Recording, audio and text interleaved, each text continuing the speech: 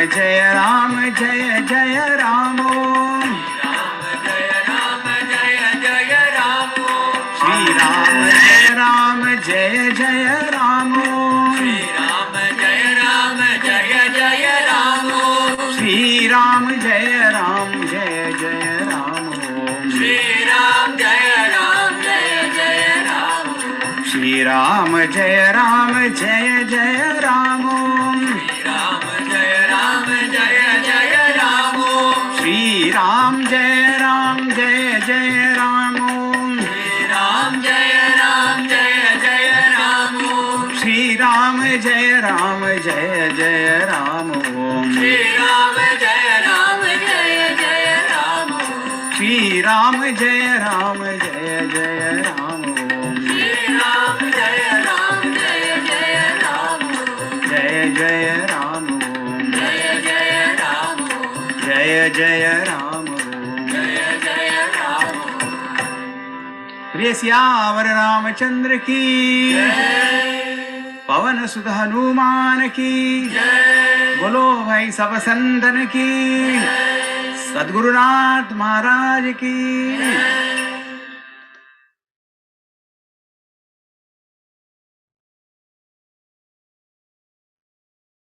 कृष्ण कृष्ण मुकुंदा जनार्दना कृष्ण कृष्ण लावले कृष्ण कृष्ण मुकुंदा जनार्दना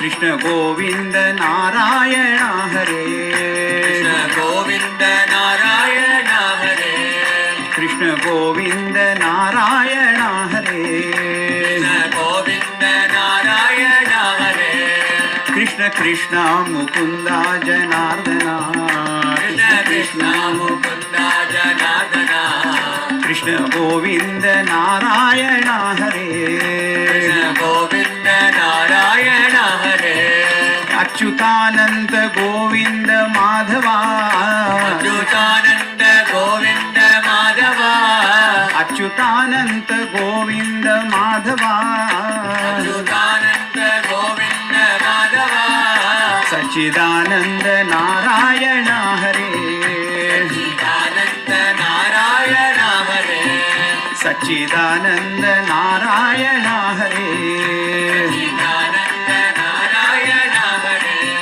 कृष्ण कृष्ण मुकुंदा जनार्दना कृष्ण कृष्ण मुकुंदा जनार्दना कृष्ण कृष्ण मुकुंदा जनार्दना कृष्ण कृष्ण मुकुंदा जनार्दना कृष्ण गोविंद नारायण हरे गोविंद नारायण हरे कृष्ण गोविंद नारायण हरे गोविंद नारायण हरे अच्युतानंद गोविंद माधवा अच्युतानंद गोविंद माधवा अच्युतानंद गोविंद माधवा अच्युतानंद गोविंद माधवा सच्चिदानंद नारायण हरे सच्चिदानंद नारायण हरे सच्चिदानंद नारायण हरे सच्चिदानंद नारायण हरे कृष्ण कृष्ण मुकुंदा जनार्दना कृष्ण कृष्ण मुकुंदा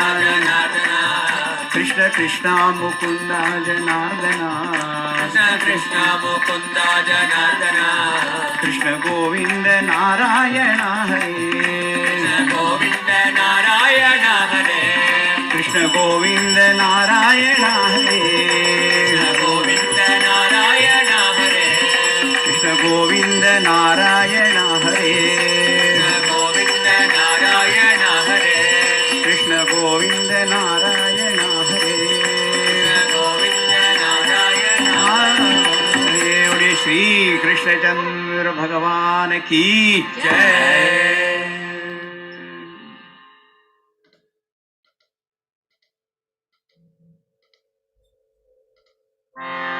भजमन राधे गोविंदा भजमन राधे गोविंदा भजमन राधे गोविंदा भजमन राधे गोविंदा भजमन राधे राधे राधे राधे राधे गोविंदा भजमन राधे राधे राधे राधे राधे गोविंदा भज मन राधे राधे राधे राधे राधे गोविंदा भज मन राधे राधे राधे राधे राधे गोविंदा भज मन गोवर्धन गिरिधारी भज मन गोवर्धन गिरिधारी भज मन गोवर्धन गिरिधारी भज मन गोवर्धन गिरिधारी भज मन वृंदावन संचारी भज मन वृंदावन संचारी भज मन वृंदावन संचारी भज मन वृंदावन संचारी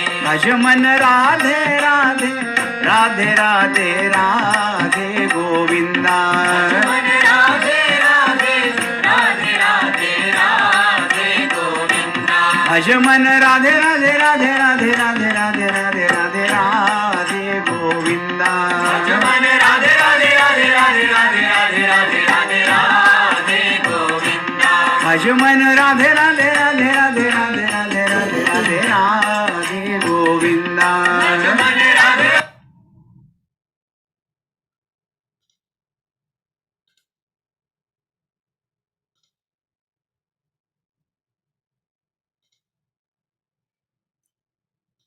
Hariom everyone. Can you all see me and hear me clearly? Awesome. Welcome. Hope you have had a long, overstretched summer. Yes, with all this corona and settling back into a routine, we thought when we usually we open this after the Balavihar, and this time the Balavihar got delayed because we wanted to give the teachers some time to recuperate. And with that, this got delayed as well. But I'm glad we finally began this. And this being a new series, there will be a new modus with which we will operate. And therefore, I went ahead and put it on YouTube for people to access it as well. So the format will be that in the first 68 shlokas, that this ātmabodha, which is a new text, I'll have the brahmacharins give their input, their meanings. Both Brahmacharini Divya and Brahmachari Hari will be presenting 10 minutes each, and then we will have me concluding it, and at the end 5 minutes to whatever time that is left, we will have question answers if you have any questions. So that will be the format. And at the end, like we did in Sadhana Panchakam, after having visited through all the shlokas, and that will not be live, so don't worry. I mean, that will not be telecast or broadcast on YouTube. So at the end, we will have each one of this particular group to present their understanding on each one of the shloka. So please take notes, and even if you don't, you can re-listen to it on the YouTube, so that on the group you don't have to constantly keep sharing the audio messages that today's recording, half recorded, not recorded, my call came, my cell phone died, it is now directly. So you can link in there. And there are quite a few who have joined new and for the very first time. So welcome to this group. And without wasting much in, so you have understood the basic structure of it. One thing that I would request is please be on time, and I'll try to be on time to finish it as well. It will not keep going on and on and on. That is usually the satsang. शुरू तो होता है पर कब खत्म होता है पता ही नहीं चलता. So no, we will end it on time. So you be on time as well. So having said that, let's begin. And if you are going to be absent for whatever reason, you can ping me on Signal group or Signal directly about your absence so that I make a note of it. Thank you for keeping me posted. So we'll start with 3 ohms Sahana Bhavatu Guru Brahma, and then I will ask Hari Chaitanya to lead and repeat. He will lead, I will repeat the first 2 shlokas, and then this being the very first first introduction. So today we will not go in a full-fledged, there will be a lot of introductions. So let's go through that. And then I will ask Divya to speak for 10 minutes, and then Hari Chaitanya to speak for 10 minutes. Then I will take over and conclude today's. So let's begin.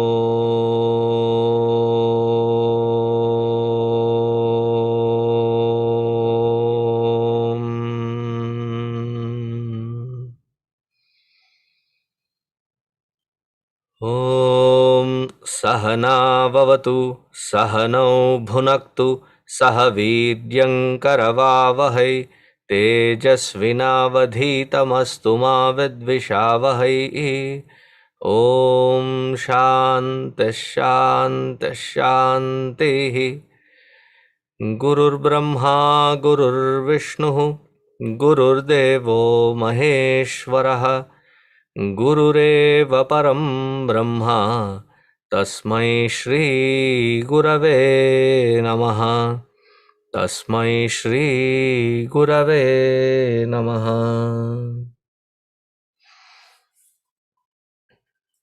Let us add in Hari Chaitanya. Hari Om Hari Garu. Hari Om Swamiji, I'm audible well? Yes. Good. Tapobhikshina-papanam Tapobhikshina-papanam Shantanam Vitaraginam Shantanam Vitaraginam Mumukshunam-apekshyoyam Mumukshunam-apekshyoyam ātmabodho vidhiyate ātmabodho vidhiyate bodhonyasadhanebhyo hi bodhonyasadhanebhyo hi sakshan mokshaikasadhanam sakshan mokshaikasadhanam pakasya vahnivatjnanam pakasya vahnivatjnanam vina moksho na siddhyati vina moksho na siddhyati. Thank you, Hari. You started off in a very musical note in a higher pitch. That ain't my forte, so I had to bring you down. Thank you for accommodating and immediately shifting it. Okay, now let me replace. The floor is yours, Divya. There you go. Hari Om. Can you hear me well? Yes. Awesome. So today we will be doing the introduction, verse 1 and verse 2. So the introduction sets us up really well for why we need to be studying this text in the first place, and it continues from there. So in the introduction, it gives us and states, it puts a mirror in front of us to understand the problems that we experience in life.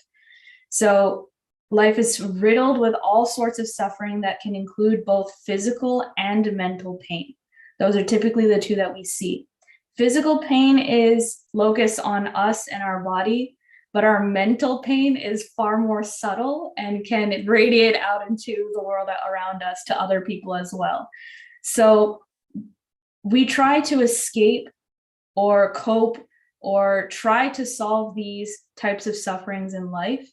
And typically when it comes to physical sufferings, we find a lot of conveniences or automations or raise the standard of living, right, with all the comforts to cope with physical suffering that we have. When it comes to mental suffering, we tend to look for escapism or numbing agents, right? And we try to avoid the mental issues, try to cope with it that way. And it can go as far as taking religion in a formalistic way and use it as a blind faith approach to numb any sort of thinking or analysis. It can get that far, right?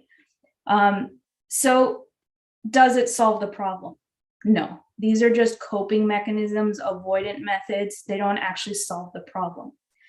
Ancient rishis have sat down to do a subjective science and analysis and investigation to find a root cause for such suffering in our life. So they've compiled all of their analysis, investigations, data, and put it together in what is called our Shastras. So our Shastras explain the art of living, not the standard of living, but the art of living, and to understand the purpose of existence and the means to get to that highest purpose of existence. That is the goal and purpose of Shastras. So now these Shastras are our textbook of science of living, right? And as a textbook, they have vocabulary. And so the rishis have used both common vocab that we use in our vyavaharic life, as well as needing to find unconventional words and put very specific meanings behind those words in order to convey their new perspective and vision from their analysis in terms that we already use, because they need to bridge, right? Our perspective with their perspective to lift us from where we are to where they are. So they have to use something in between. So they use common words that we have, but have very specific meanings behind those words to convey that new understanding. So it's very important for us to first sit down and learn our ABCs before we can even go to the higher engineerings of life, right? So we have to learn our ABCs first. And those ABCs are explained in Prakarana Granthas. ātmabodha is that Prakarana Grantha. And once we sit down and understand these words, we can now come to the doorstep of Shastra Vichar. So this preparation needs to be done. And these 68 verses have a special style in them that's unique. Every verse uses similes, and similes are very powerful in catalyzing new pieces of information to the network of ideas that we have in our heads already. So similes are that bridge for new knowledge to uproot false ones that are in our own heads, to reframe analysis that we're currently doing, and establish new visions of truth. That's the power of similes. So with that in mind, let's go into the very first verse. And with this verse, the beauty of this verse is that it's able to do three things at the same time. First, it serves as a Mangalacharan, which is very important. Second, it's able to give us the thesis of this text. And third, it gives us the fourfold qualifications of the student, all in one verse. So the very first word, tapas, is our way of recognizing the highest power. And that is a form of Mangalacharan. And it is for us to remember that it is to humble ourselves before the teacher and the teachings first. We cannot come in with arrogance. We cannot come with our own challenging false ideas. We need to humble ourselves first before the teacher and the teaching before we even begin. Then we have to understand why we have to study this text, what is going to be given, who is qualified to read this, and what's the connection between all of these. This is Anubandhana Chatushtaya. So here, Anubandhana Chatushtaya are 4 pieces of statements that need to be made in the very beginning of a text to understand why we're even getting into it. So let's just look at Adhikara first. Who is this for? And that's clearly explained in the very first line, where it says, Tapo bihi kshina papanam kshantanam vitaragina. So there, the very first word that's taken is tapas. We can't get anywhere without tapas as being our first step forward. Why? Well, what is tapas first? All efforts that are dedicated to the higher purpose of evolving ourselves into a diviner being, any effort and all effort in that direction is tapas. So whenever we strive to change the cause of our actions from lower tendencies, like driven by desire, hate, jealousy, ambitions, to nobler purposes like humility, straightforwardness, purity, unselfishness, we're undergoing tapas. And that's the very first thing that a student must do in order to be even qualified to understand ātmabodha, the highest knowledge. So tapas is the first step. What happens as a result of tapas? It gives us a sense of calmness, and this reduces the fluctuations created by desires and attachment. So for me, it reminded me of an analogy of eczema.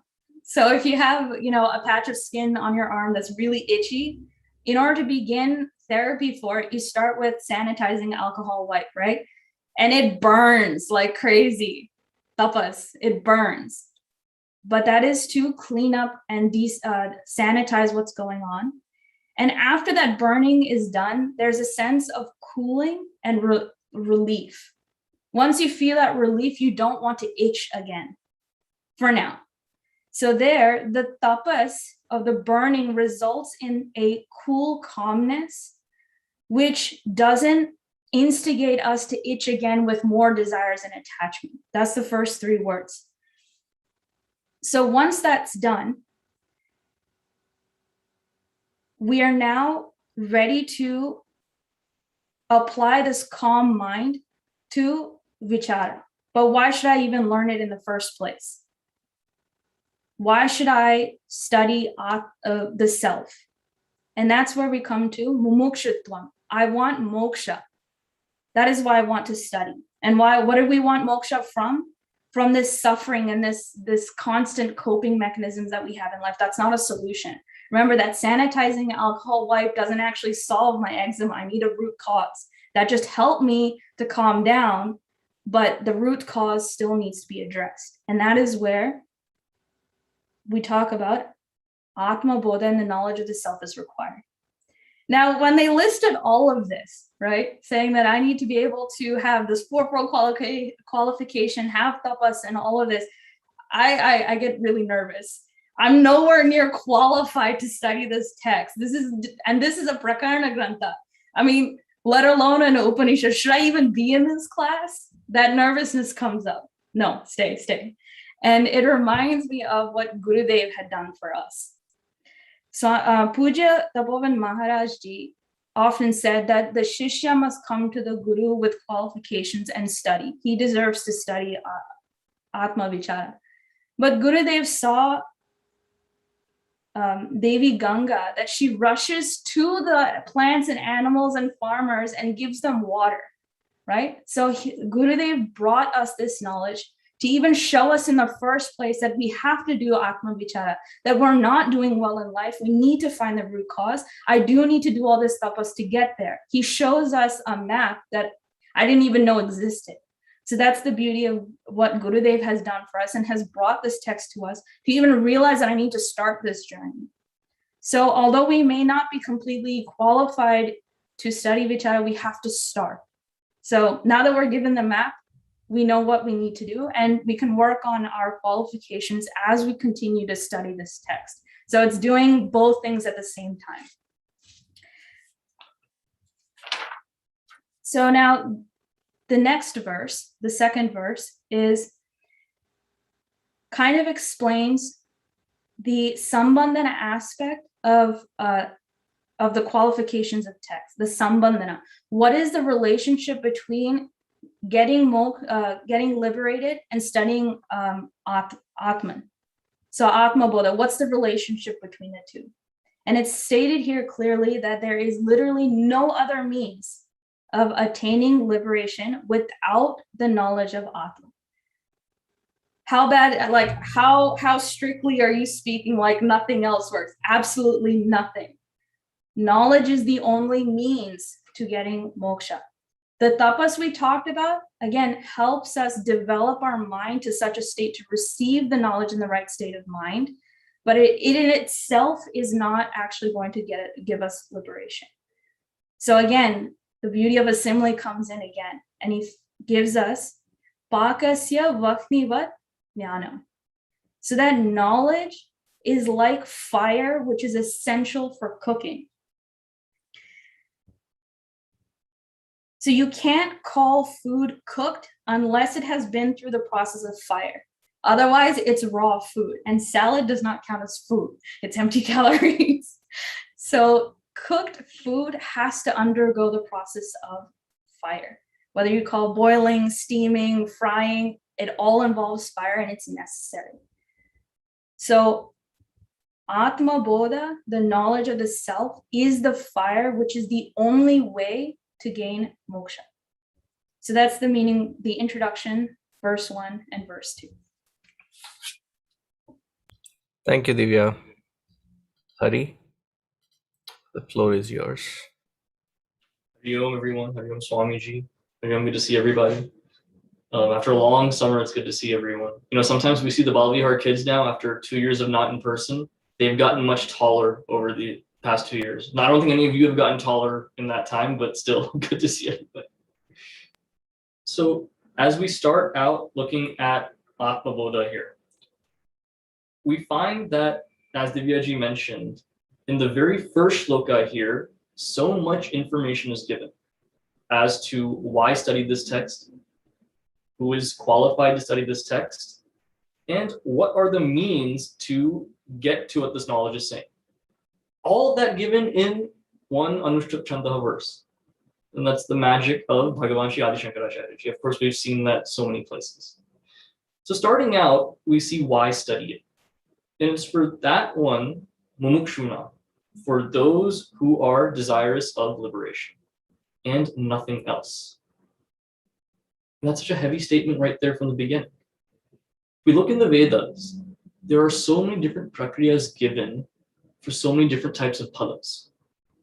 If I want to go to Swarga, the next life, don't want this janma here on Bhuloka, there is a prakriya I can do, and that will happen. For food, if there's vasanas done so that never will I go hungry, always be an abundance of food. Weather, rain has to come. There are yajnas that are done to make that happen as well. So it's not that these are all esoteric prakriyas and people don't have access. There were times when many people had access and they would take advantage of them. So thinking along those lines then, this is for the person who does not want any of those special siddhis, any of those palas, but only wants this mukti. And then comes up the qualifications of what that person has to have. Kshina papana, completely purged of all their sins that they've done. Shantanam, having a peaceful mind. Vitaraganam, having no craving for anything. All of this comes out to mean don't have desires. But then it's saying for the person who desires moksha, study this text. Doesn't that give us a paradox a bit? On one hand, don't have any desires. Now, if you desire moksha, have this. Go for, study this text. But that's where the nuance lies. Is wanting to attain moksha, is that even a desire in the first place? Because a desire is only born when that person is connected to that ahankara. Ego-driven, wanting something for this BMI packet. Now, for that person who desires moksha, it's letting go of that BMI packet, not being connected to that at all. Therefore, where's the scope for even having a desire? So even though it says for those desires of liberation, that's only in words, we have to express it that way. We're beginners, it has to be expressed to me this way to even understand it. But going for my own essential nature, understanding that and abiding in that and reveling in that, not really desire in the first place. Now, when I was in college, the last semester, it's not a very fun time. You're looking for jobs. And you go to any job and it'll say entry-level programmer, entry-level data analyst, whatever it is, entry-level. You go into that job posting, it'll say 2 to 5 years of experience needed in this, need to know this credential, this software, all of these things. And we beat our heads saying, it is an entry-level position. I've been in school for the past few years and 2 to 5 years of experience. So for that, there was a parody given that my friend showed me. He said it's applying for an entry-level programmer job, and the credentials are must have a Nobel Prize in the science thing, must have landed on the moon, must have cured at least one type of cancer, not all, just one type of cancer. You know, how hard is that? And then must have good people skills was the last one. He said, oh man, I would have applied. I don't have people skills. That's the problem. So like that, when we look at this verse, does it not hit us the same way? Shinabapanam, all the sins purged of all the sins, that's all. Shantanam, no matter what's going on in the world around you, have a peaceful mind. Don't let it sway you this way and that way. Vitaraganam, those desires that pop up, never act on them, don't have any cravings. And that's what the minimum, bare minimum is required to embark on this Vedanta Vichara. They call this an introductory text. That's scary. But the good news is we can cultivate these things along the way while building that skill of vichara. Now, tapobhi, that tapas is the way to get to that point to embark on this quest to understand this knowledge. When it comes to tapas, different things come to mind. Standing on one leg like this with one leg, on the other. Those are the physical forms of tapas. Not to belittle that. That does have a purpose, and that is a physical form of tapas that leads to great progress and growth. One tapas to hone in on here is that we don't really think about as a tapas is vichara. That vichara and ability to think through logically, trying to understand, is not something that we're born with all the time. It's an acquired skill. And sitting in an ashram for several years and doing vichara that way is relatively easy to do. Coming back in the form of a brahmachari and making that time as part of a job description to do that vichara is no great thing. That's expected, that's easy to do. For someone that has to deal with kids, families, jobs, unexpected circumstances, fires to fight all the time, doing that vichara is a tapas then. In the midst of all these different things going on, can I stick to doing this vichara regularly, flexing that vichara muscle so that it becomes easier and I can get subtler with this intellect? That is a difficult thing to do. So picking up the book and reading through Gurudev's commentary, understanding what he's saying, coming up with questions on my own and resolving them, that is tapas. And without that tapas, coming to that nugget of information, that breakthrough in thinking will not happen. Now, if we look at the second shloka, the first drishtanta we see is given here. That pakasya vatnivat. That you can have every samagri with you for cooking, all the right tools to cook with, all the amazing spices you have, all these things, as Pujya Gurudev gives in his commentary. Without that fire to light that food, though, nothing is possible. It's not palatable. You'll get a stomachache if you eat that raw food. The paleo diet, whatever they call it, you'll still get a stomachache if you eat that. Now, sakshat moksha ekasadhana, referring to bodha, knowledge. That knowledge is the only means for liberation. Whatever other karmas are there, tapas that's done, dhanam that's given, that can help purify this mind and make you fit to study this, but knowledge is the only thing that gives that liberation. Now think about the world. Is there any value for knowing over doing in the world? Yavaharically? say you're at a body of water, and I'm in a previous, many years ago, I became a trained lifeguard. That's a skill that I think I still have. We'll see when it's tested. But say someone slips into a body of water and they know that you're a trained lifeguard. Everyone will look at me. And I say, yeah, I know how to save someone. They'll say, okay, please do it then. Go do it. If it gets wet, their lake is dirty, all these other thoughts come to mind. Knowing overdoing has no benefit there, has no purpose, aprayojana at all. In this instance here, all the doing can be done beforehand really well. I can give lots and dhanam, purify this mind to such an extent that one thought I can hone in on without getting distracted. My mind can be stabilized to such an extent that no matter what calamities are going on in my life, it does not affect me. But without this knowledge and vichara being done, there is no liberation. And that's especially true when we understand what the Vedic culture at the time was. It had degraded so much that it was just ritualistic completely without understanding why they were doing those rituals even. And Bhagavan Sri Adi Shankaracharya ji, recognizing that, said so many times in bhashyas and prakarana granthas that this knowledge is the only way to that liberation. Wake up from all the other distractions. If you want that moksha, and if you are a true mumukshu, this is the value you'll have for knowledge. And the last thing I'll add on this point is that this text is so wonderful and memorable because of all the drishtantas, examples that are given to show us what this knowledge is. So many of them come to mind that we can think of in daily life. If you look at the moon, yatha shashi, just like all the clouds are moving up there, but the moon looks like it's moving, but it's not, that's what I am like as well. That'll come up. Or swakanta bharanam yatha, just like a necklace. You search all around for a necklace in the house, it's on your neck the entire time. My essential nature, I'm looking this way and that way. All I have to do is get rid of the layers that I put on myself, and there it is. So the precision of how he gives it, how it's presented, how memorably it sticks with us is simply amazing. And the final point, I've learned many texts from Swami Sarveshanandaji over the past 20 years. Interestingly, ātmabodha is something I have never learned from Swamiji. Can't believe it, right? I've never learned ātmabodha from you. So I'm excited about that every Tuesday now. So that's all I have, Swamiji.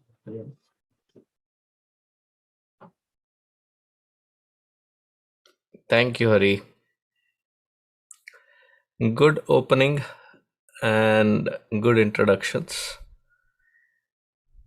When we look into this particular work called ātmabodha, written by Bhagavan Sri Adi Shankaracharya ji, this comes under the classification called prakarana grantha. The volumes of several classifications of works that Bhagavan Adi Shankaracharya ji has given us all, blessed us all with, is in itself a quite huge categories. He has written down these prakarana granthas. Then he has also authored several bhakti texts wherein he has invoked the blessings of almost every form of Devi Devata. He has also composed the bhashya, the commentaries on the Prasthanatraya and several others. He has given the voluminous work of administrative and organizational skills as to how to run the matha or the pitha. So pithamnaya, mathamnaya, that also he has written. And of these, the basic introductory texts, they are called prakarana grantha. Even in the prakarana grantha, there are two categories. One where you can call this as the introductory texts, and in these introductory texts you can say Tattvabodha, ātmabodha, Bhaja Govindam. These things come under the introductory texts, including Viveka Chudamani, Upadesha Sahasri. Up until there, these are the introductory Vedanta Vichara to introduce us to the very understanding of not just the vocabulary but the structure of Vedantic construct. There are second category of Prakarana Granthas where they are called the Siddhi Grantha. There is Advaita Siddhi, Brahma Siddhi, Naishkarmya Siddhi, and there are several such Siddhi Granthas. These are very advanced texts where one needs to be very thorough with Nyaya, Tarka, Mimamsa, and go through the hair splitting in trying to be very precise about what does this vichara, what does this aspect of understanding the spiritual aspect or the adhyatmic aspect of the pointed knowledge through the Upanishads. How precise one should be, that is given in these Siddhi Granthas, very advanced texts. Now this ātmabodha is, as both of them have highlighted, is a very unique text. There are 68 shlokas, and each, except for the first one, the rest of them, the 67, they are in the most simple Sanskrit meter, the Anushtup Chandas. And each one of the shloka comes with a very beautiful simile that one can contemplate upon. The idea is that this vichara has to be ignited into our heart. Now, before I proceed into the shloka 1 and 2, which musically Brahmachari Hari Chaitanya started off chanting, the very title of this book, which is ātmabodha. Atma. Atma means that which is the very essence of this, that which we call as the plurality or this creation. You, me, everything. This is the very base. This is the very substratum of each one of us. Atma means that which is the very core, the very substratum. Tasya bodha, the knowledge of it, the understanding of it. Now this word Atma has uniquely several definitions. Some of the definitions that I will today try looking into. The first one, Apnoti iti Atma. Apnoti iti Atma. That which is all pervasive. You can call that as the substratum, the existential principle, and that which is all pervasive, meaning there is no space or time continuum which can break it. It is present at the same time everywhere. And this can be a possibility only if it is the existential principle. Anything that which is borrowed derivatives, that which cannot hold this existential principle, cannot be all pervasive. Like when Adi Shankaracharya ji says that all that which exists is this Brahma Tattva only. Whereas Ramanujacharya ji says, because this world is also created by that Ishvara, therefore this world also is necessarily Ananta, does not have an end. The moment we say that this also is Ananta, there cannot be two existences. There has to be only one Padartha. And that one padartha which is the substratum of everything, apnoti, therefore is called Atma Tattva. The first meaning of it. The second meaning of it is Yat Adatte iti Atma. Yat Adatte iti Atma. This root word Adatte can be further split, A and Da. That root word then means to be able to absorb everything. This is the substratum unto which all this, that which we call as Jagat, and the multiplicity that which we perceive comes in to be absorbed, because that which remains, that which is always has been, is this substratum, that which absorbs all differences in, and that which exists as a akhanda tattva. In fact, that is the very first shloka with which we begin our Balavihar. Akhanda mandalakaram vyaptam yena characharam. And both this akhandatva and vyaptatva is already given in that first shloka. So the first meaning is apnoti iti atma. The second is yat adatte iti api atma. Now, the third meaning is atti iti atma. Atti coming from the root word ada. Ada to mean, ada means to eat. Ada means actually to experience anything. Eat is not just eat through the mouth.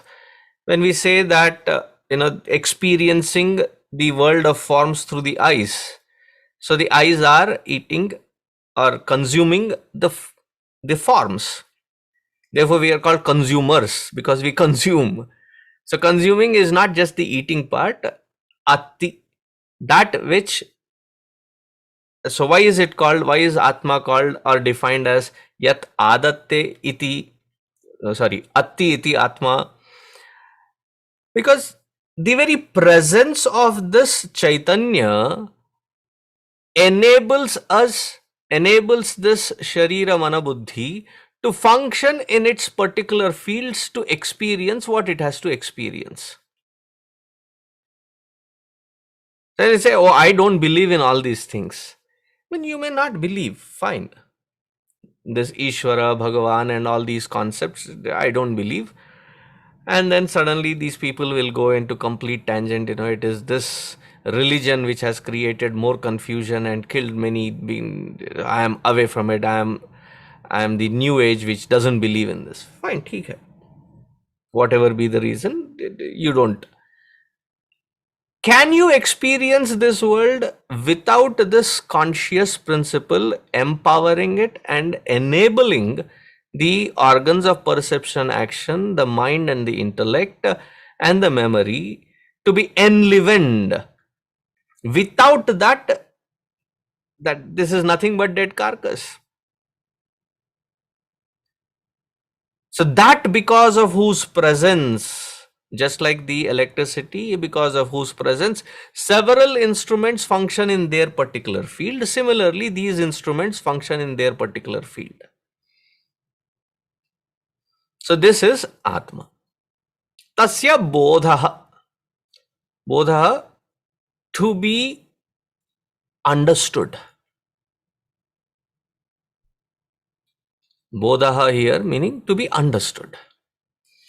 Why is the focus being put so much about on the understanding?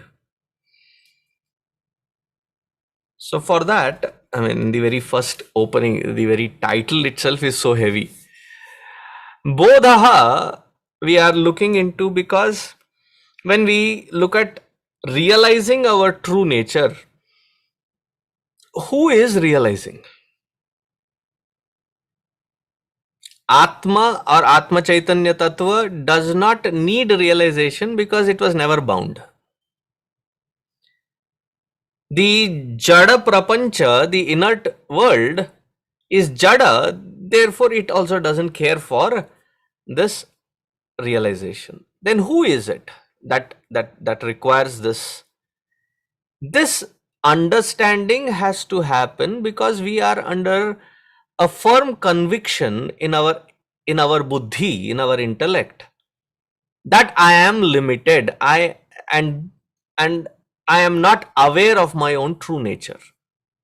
Therefore this buddhi has to be re-educated so that that conviction is removed and the right conviction is established, and in that understanding of my own true nature, the buddhi comes to realize. Now, if the baseline is understood, now we go into the shloka. The first shloka itself is like a out of the park. In Indian reference, I would say it is the first ball 6. So that is how the first shloka begins. Who is this meant for? Tapobhihi. And both of them mention this beautifully, that we think not because we are trained at it, because the mind runs any which direction, and we think that is thinking. Thinking is a very sophisticated science, and it has to be cultivated in the right direction. Now when they say, the cop has to catch this criminal, so they have to think, like they have to get into the groove of it. Similarly here, tapas is the keen ability of the seeker to train one's own mind to think in that particular groove, and that itself is tapas. Now, to bring the mind which is running in several different directions into one focal point, and then to be able to maintain one train of thought continuously without getting distracted.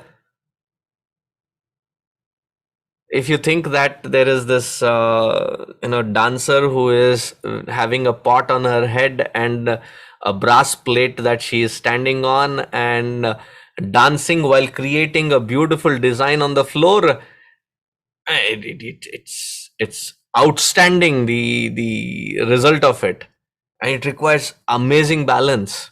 If you think that is difficult, more difficult than that is this balancing act to keep that one train of thought without being distracted by either the outside sources or the inside sources. There's enough to distract. So tapobhihi kshenapapanam shantanam vitaraginam. Okay, these are the qualifiers.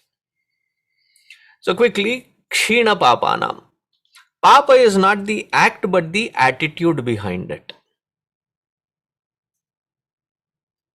So it is not to be immediately translated as the sin as the Abrahamic reference point.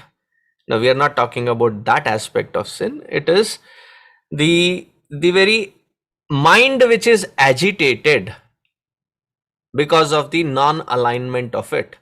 That agitation itself is being called as a papa. So kshina papanam, that agitation has reduced. Therefore shantanam. Here shanti does not mean that it is noiseless and you're sitting and there's absolutely no movement, and no.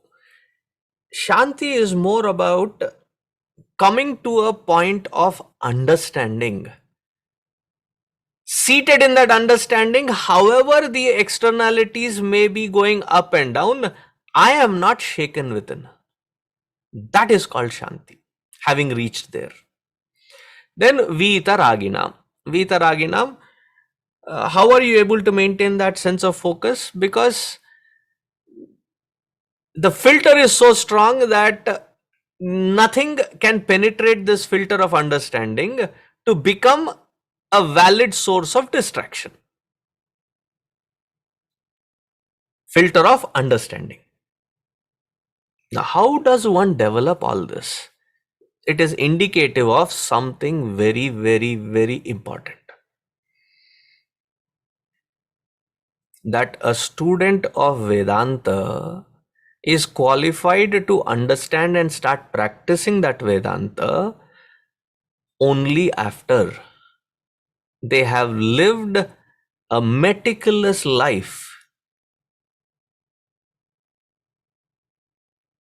of Karma Yoga Siddhanta to be applied in every walk of their life. They are Karma Nishtha. Karma Nishtha meaning Karma Yoga Siddhanta Nishtha. What happens when we live a life filled with Karma Yoga Nishtha? Okay, here first one thing that we have to understand. Karma Yoga Nishtha is not the ability to write one check once or spend 1 week or 1 hour a week for a particular noble cause and say, I have become now Karma Yogi. Why? I have started dedicating my time to something sublime, something supreme, something awesome. Okay, that doesn't qualify because in our understanding, the way we are looking at it is karma yoga is also a kind of act, like fencing or cricket or bowling or crochet or cooking are different kinds of act. Karma yoga is also kind of an act, one of a kind. No, it is the attitudinal change to perform every aspect of life with this Karma Yoga Siddhanta. To simply put, what is Karma Yoga Siddhanta? In Upadesha Sara, Bhagavan Ramana Maharshi very succinctly puts it. He says, Ishwararpitam nechaya kritam. That which is offering every aspect of what we do as an offering to that Ishvara and without any selfishness, nechaya kritam. And to maintain this attitude through every aspect of life. Then there is Chitta Shuddhi, Chitta Ekagrata that happens. What do you mean by Chitta Shuddhi?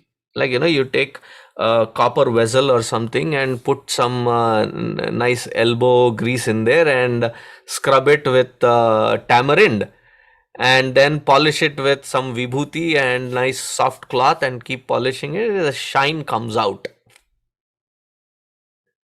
All the oxidation is gone and there is no shining surface. I can see it. What do I mean when I say that there is Chitta Shuddhi? These 4 terms that have been given in the first line, these are the indicators of that Chitta Shuddhi. That I have trained thinking process, tapobhihi. Kshina papanam. The agitations are reduced, minimalized, barely there. Shantanam, I have that sanctuary of peace that is built, unshakable. Then Vitaraginam, nothing inside or outside can defocus me, become a distraction for me. Such one, when chooses the moksha sadhana as the eka sadhana, as the only path.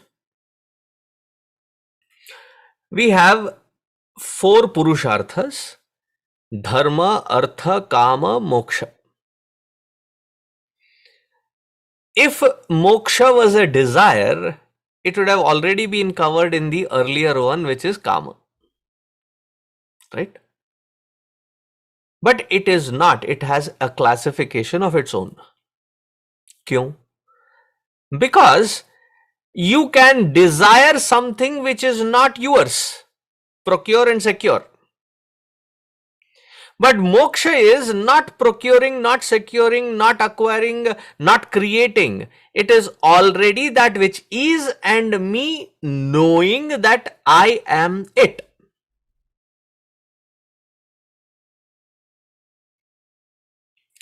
Mumukshunam apekshoyam ayam tatvabodha vidhiyate. This, ātmabodha vidhiyate. This ātmabodha is being taught. Atma, that which is the three definitions we started with.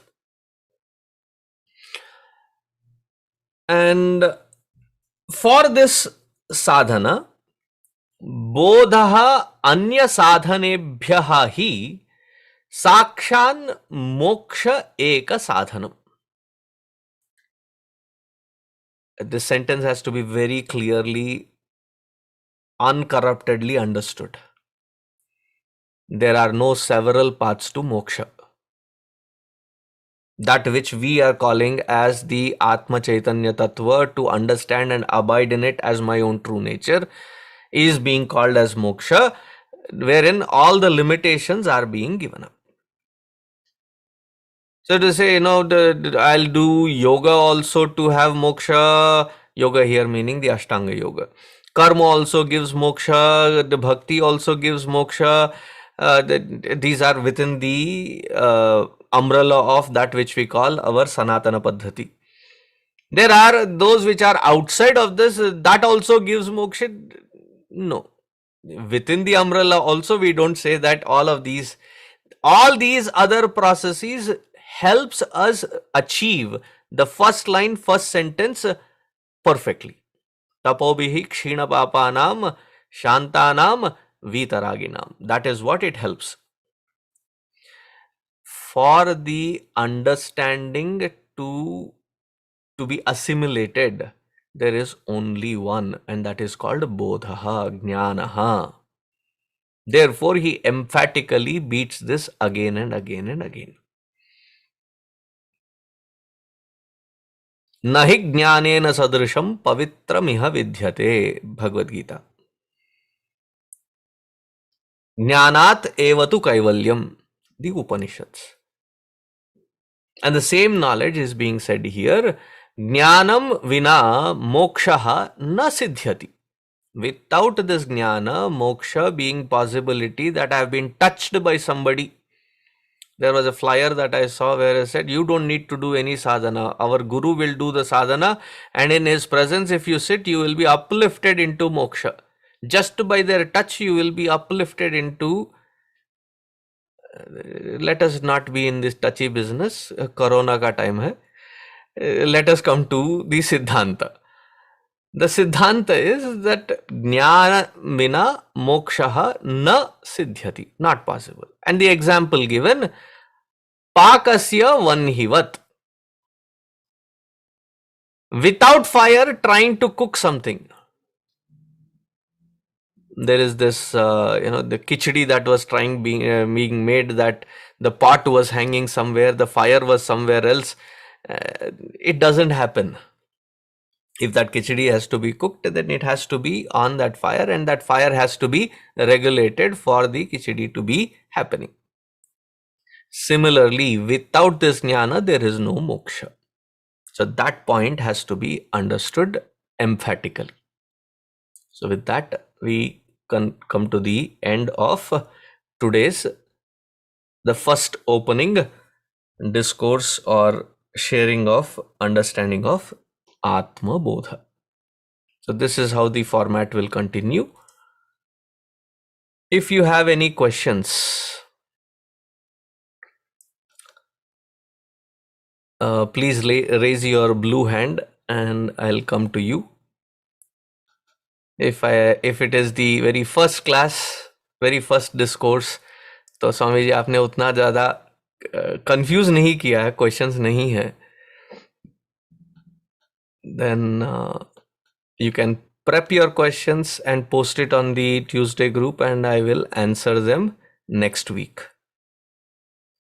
Either or. Oh, there is one question. Good.